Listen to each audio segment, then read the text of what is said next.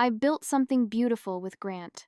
10 years of marriage, 2 amazing kids, a house that actually felt like a home with our golden retriever, Max greeting everyone at the door. We met in college during my sophomore year. He was this sweet, ambitious guy studying business while I was working toward my teaching degree.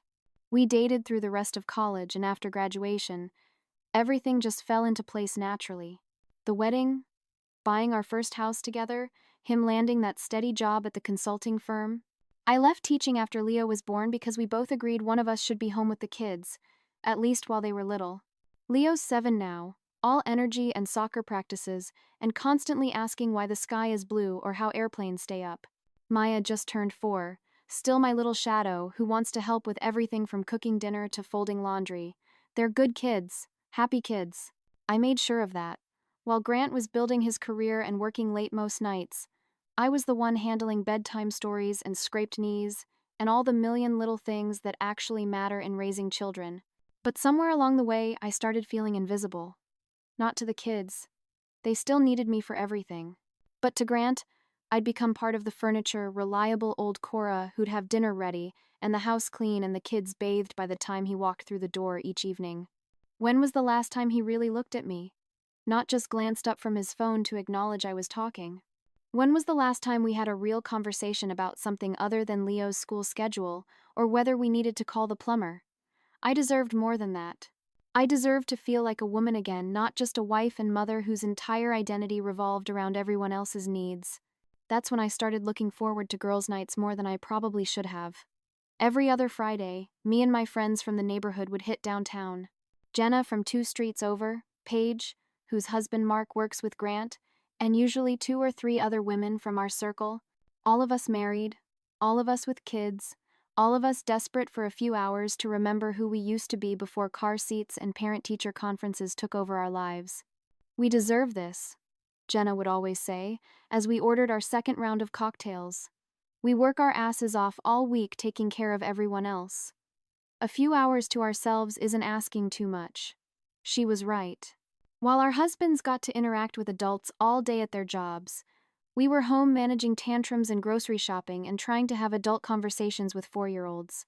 The least they could do was watch their own children for one evening every 2 weeks, so we could feel human again. Grant never complained about girls' night, which should have been a good thing, but somehow felt like proof of how little he cared about what I did with my time. He'd just nod and say, "Have fun," without even looking up from whatever he was reading, like I was asking permission to go to the dentist or something equally mundane. The first time I saw Silas, we were at this trendy bar downtown that Jenna had been wanting to try. The music was actually good for once. Not the usual classic rock that made me feel like I was drinking in my parents' basement. He was sitting at the other end of the bar with a couple of friends, and when our eyes met, he smiled like he was genuinely happy to see me. Not the polite, distracted smile I got from Grant most days, but a real smile that reached his eyes. "Someone's got an admirer," Jenna nudged me, following my gaze. "Don't be ridiculous," I said. But I could feel my cheeks getting warm. I'm just people watching. When he walked over to introduce himself a few minutes later, I should have shut it down immediately, should have flashed my wedding ring, and politely declined when he offered to buy me a drink. Instead, I heard myself saying yes, and for the next hour, I had the most engaging conversation I had with a man in years. Silas was 26, which seemed young until I remembered I was only 32 myself. He worked construction, had this easy confidence that came from actually doing physical work instead of sitting behind a desk all day. He listened when I talked, asked follow-up questions, laughed at my jokes like they were actually funny instead of just being polite. "Your husband's an idiot if he lets you out looking like that without him," he said as the girls were getting ready to leave. I should have been offended by the implication, but instead I felt this flutter in my stomach that I hadn't experienced in years.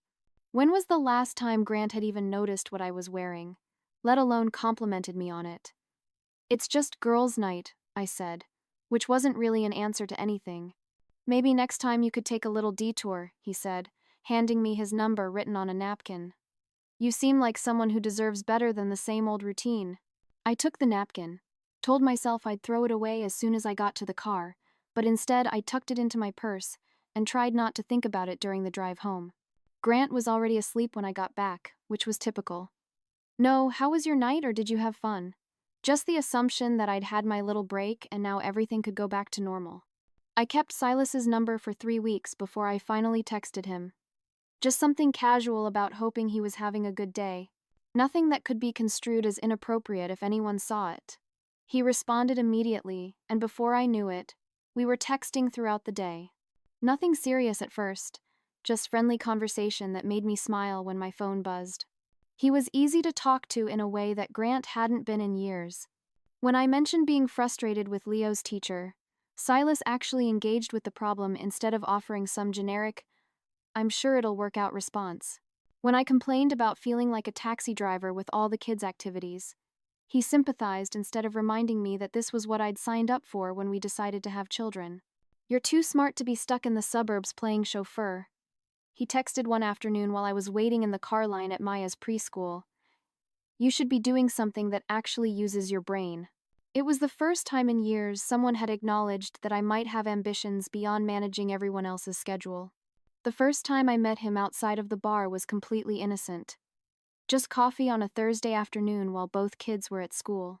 We sat in a little cafe across town where I was unlikely to run into anyone I knew, and talked for 2 hours about everything and nothing. He told me about growing up with a single mom who worked 3 jobs to keep them afloat, about his dreams of maybe starting his own construction company someday. I found myself talking about college, about the teaching career I'd given up, about feeling like I'd lost myself somewhere between wedding planning and diaper changes. "You're not lost," he said, reaching across the table to touch my hand. "You're just buried under everyone else's expectations. There's a difference." That touch should have been a warning sign. Should have reminded me that I was a married woman having coffee with a man who wasn't my husband. Instead, it felt like the first genuine human connection I'd experienced in months. I started timing my side trips during girls' nights, telling Jenna and the others that I had a headache or needed to call the babysitter, then slipping away to meet Silas at whatever hotel bar he'd suggested. Nothing physical at first, just conversation and attention that I'd been starving for without even realizing it. "Your husband doesn't deserve you" became a regular theme in our talks. And honestly, it was hard to argue with that when Grant barely looked up from his laptop long enough to acknowledge I existed most evenings. Everyone wants to make assumptions about Silas because of his age, because of his background, because of some run-ins he'd had with the law that were completely blown out of proportion. The system's designed to target guys like him. Young, confident, doesn't back down when some power-hungry cop decides to hassle him for no reason. But when you actually get to know him, when you see past all the stereotypes and judgments, he's gentle and thoughtful and treats me like I matter, which is more than I could say for my husband at that point. The first time we kissed, we were in the parking lot behind some sports bar downtown. I'd told the girls I was getting some air, and Silas had driven over to meet me for a few minutes before I had to go back inside and pretend everything was normal. "I've been wanting to do that since the night we met," he said afterward. And I believed him because I'd been wanting it too. Even though I'd never admitted it to myself, I should have felt guilty. Should have been thinking about my wedding vows and my children and the life I'd built with Grant.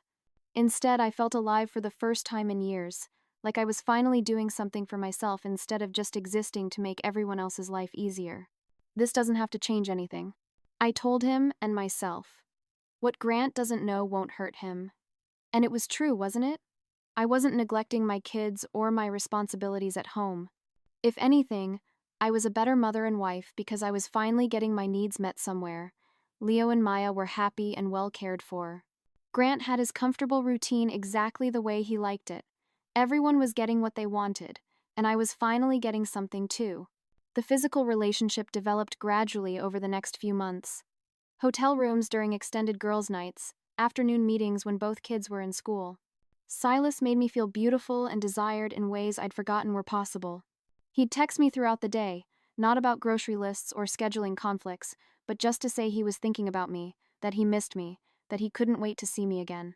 When was the last time Grant had sent me a text that wasn't about picking up milk or asking what time Leo's game started? I got good at managing both worlds. Better than I'd expected, actually. Grant was so wrapped up in his own routine that he barely noticed when I started paying more attention to my appearance, started buying new clothes, started seeming happier and more energetic around the house. If he thought about it at all, he probably assumed I was just enjoying my girls' nights and feeling good about having some social time, which wasn't entirely wrong. I was feeling good. For the first time in years, I was excited about something in my life beyond making sure everyone else's needs were met. "You're glowing lately," Jenna mentioned one evening as we sat at our usual table, waiting for me to finish texting Silas back. "Whatever you're doing, keep it up." I just smiled and put my phone away. Let her think it was a new skincare routine or yoga classes or whatever made sense to her. The truth was so much better than anything she could imagine. The night everything changed started like any other girl's night. We hit our usual rotation of bars, complained about our husbands and kids and suburban lives, drank just enough to feel rebellious without being irresponsible. Around 10, I made my usual excuse about needing to check on the babysitter and slipped out to meet Silas at a hotel bar across town. We'd been seeing each other for almost 6 months at that point, and I'd gotten comfortable with the routine. Maybe too comfortable because I didn't notice Paige and a couple of the other girls at a table near the hotel entrance when Silas and I were saying goodbye in the parking lot. Didn't realize they'd followed me when I left the first bar. Didn't think to check my surroundings before kissing him goodnight next to his car, but they saw everything. The kiss, me getting into his car, us driving off together to spend the night at a hotel downtown. All of it. I found out later that Paige had been suspicious for weeks about my sudden disappearances during girls' nights. Had noticed me texting constantly. Had seen how I'd light up whenever my phone buzzed. Instead of talking to me directly like a real friend would have, she decided to play detective and drag some of the others along as witnesses. 2 days later, she called Grant. Got his number from her husband Mark's phone and decided to blow up my entire life because she couldn't mind her own business. I had no idea any of this was happening. For almost 2 weeks after that night, I went about my normal routine, getting the kids ready for school, managing the household, planning the next girls' night. Grant seemed a little quieter than usual, but he went through moody phases sometimes when work was stressing him out. I figured he'd snap out of it eventually. What I didn't know was that he'd hired a private investigator. Instead of talking to me directly about whatever Paige had told him, instead of giving me a chance to explain, he paid some stranger to follow me around and take pictures like I was a criminal. The morning he confronted me, I was making breakfast for the kids and mentally planning my day. Leo had soccer practice after school, Maya needed new shoes, and I was supposed to meet Silas for lunch while both kids were in class. Just a normal Tuesday morning in what I thought was my perfectly managed double life. Grant waited until both kids were outside playing before he sat down at the kitchen table with a manila folder and divorce papers. "We need to talk," he said, and something in his voice made my stomach drop. He opened the folder and spread out a series of photographs like he was dealing cards. Me and Silas kissing in various parking lots. Me getting into his car. Me coming out of hotels at times when I was supposed to be at girls' night or running errands. "You hired someone to spy on me" was the first thing out of my mouth. Because honestly, what kind of person does that? Instead of having an adult conversation about problems in our marriage, he goes behind my back and pays some creep to stalk me? "Yes, I did," he said, not even having the decency to look ashamed about it. I stared at the photos, trying to process what was happening. This wasn't how this conversation was supposed to go. In the version I'd imagined, if I'd ever been forced to imagine it, I would have had time to prepare, to explain, to help him understand that this didn't have to mean the end of everything we'd built together. "I didn't want it to happen like this," I said, which was true. I'd never intended for him to find out at all. But if he had to know, it should have been on my terms when I was ready to have that conversation. "But it did happen," he said, "for months. Apparently, while I was working to support our family, while I was home with our kids so you could have your girls' nights, you were sneaking around with some 6-year-old with a criminal record. You don't know anything about Silas," I said, hating how defensive I sounded, "and his age doesn't have anything to do with anything." "His age has everything to do with this," Grant shot back. "You're a 2-year-old mother of 2 having an affair with someone who's been arrested for assault and drug possession. What exactly am I supposed to not know about that?" The way he said it made Silas sound like some kind of dangerous criminal, which was completely unfair. So? He'd had some trouble with the law. Who hasn't at some point? The charges were bogus anyway. Just cops targeting a young guy who didn't back down when they tried to intimidate him. "You're making this sound worse than it is?" I said. "Worse than it is?" He leaned forward and I could see how angry he was trying not to be. "Cora, you've been lying to me for months. lying to our children, sneaking around behind my back while I trusted you completely. I never lied to the kids, I said, because that was important. Whatever was happening between me and Grant, Leo, and Maya didn't deserve to be dragged into it. You lied to all of us every single day, he said. Every time you kissed me goodbye. Every time you told me you loved me. Every time you tucked our kids into bed and then texted him afterward. He knew about the texting too. Apparently, I wondered what else his private investigator had managed to dig up, how long they'd been watching me, how many of my private moments had been photographed and documented. You can't take my kids away from me, I said, because suddenly the divorce papers on the table felt very real and very threatening. I'm not taking them anywhere, Grant said. But they deserve to have a mother who puts their safety and well-being above her own pleasure. A mother who doesn't bring dangerous men into their lives. Silas has never even met the kids, I said. I would never put them in danger. You put them in danger the moment you started sleeping with someone with a history of violence, he said. What happens when this guy decides he wants more than just sneaking around? What happens when he shows up here looking for you? That's not gonna happen, I said. But even as I said it, I could hear how naive it sounded. You're right, Grant said, standing up from the table because you're not going to see him anymore. You're going to end this relationship today, and we're going to figure out how to co-parent our children while we get divorced. The finality in his voice scared me more than the photos or the divorce papers.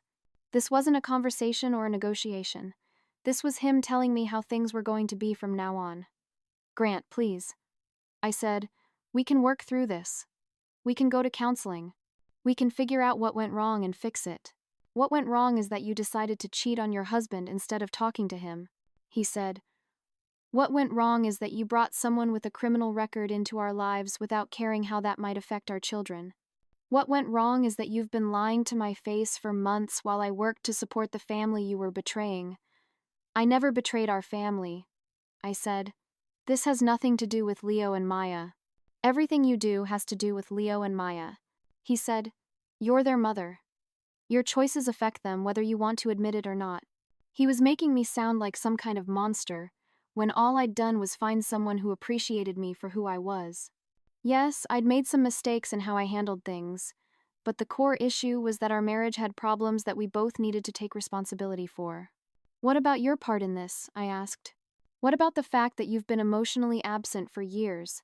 What about the fact that I felt invisible in my own marriage? What about the fact that you never talked to me about any of that? He countered. What about the fact that instead of working on our marriage, you decided to start a new relationship behind my back? He wasn't wrong exactly, but he was making it sound so much simpler than it actually was. Like, I just woken up one day and decided to have an affair for fun, instead of gradually finding myself in a situation where someone finally saw me as more than just a wife and mother. I want us to try, I said. I want to end things with Silas and focus on our family. It's too late for that, Grant said. I can't trust you anymore, Cora. I can't trust that you won't do this again the next time you're feeling unappreciated or bored or whatever it was that made you think this was okay. So, that's it, I said. 10 years of marriage, 2 kids, everything we built together, and you're just throwing it all away. I'm not the one who threw it away, he said quietly. You did that when you decided someone else was more important than our family.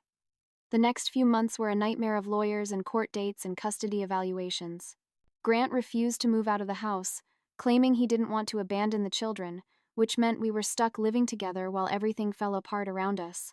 He was civil but cold, speaking to me only when necessary and making it clear that any chance of reconciliation was off the table. I tried to maintain some kind of relationship with Silas during this period, meeting him when I could and posting pictures on social media to show everyone that I was moving on and happy. But the stress of the divorce and the custody battle was affecting everything, and he started pulling back, claiming he didn't want to get dragged into legal drama. Maybe we should take a break until this all settles down, he said one afternoon. And I could hear in his voice that he was already checking out of whatever we'd had together. I'm getting divorced for you, I said, which wasn't entirely true, but felt true in the moment. You're getting divorced because you got caught, he said. And that stung because it was probably more accurate than I wanted to admit. By the time the divorce was finalized, Silas and I were barely speaking. He'd moved on to someone else, someone younger and without kids and legal complications. I found out through social media, seeing pictures of them together at the same bars where we used to meet. But the real blow came when the judge awarded Grant primary custody of Leo and Maya. Despite my lawyer's arguments about maternal bonds and the children's need for stability, the court decided that my reckless behavior and poor judgment in romantic partners made me a risk to their well-being. I was granted supervised visitation every other weekend and one evening a week. Supervised like I was some kind of danger to my own children.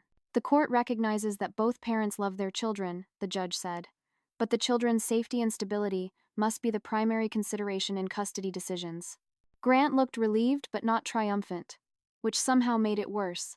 Like this was just a necessary step in protecting our kids rather than any kind of victory over me. I moved into a small apartment across town and started the process of rebuilding my life.